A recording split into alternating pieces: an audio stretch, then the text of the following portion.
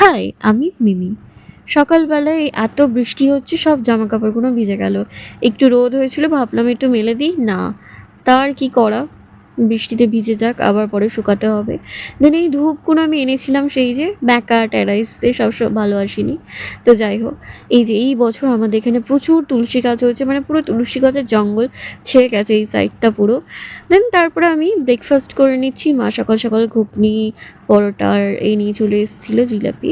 এই জিলাপিটা খেতে আমার খুব ভালো লাগে, কিন্তু মিষ্টি যেহেতু আমি বেশি খেতে পারি না, তার জন্য বাস এক কামড়ের পর আর যেন খেতে ইচ্ছা করলো না। তো আজকে আমি চিংড়ি বানাবো আলু দিয়ে। অনেক দিন আলু দিয়ে চিংড়ি তরকারি খাইনি। এটা আমার মা ছোটো ছিলাম যখন, আমি যখন স্কুলে পড়তাম তখন খুব বানাতো।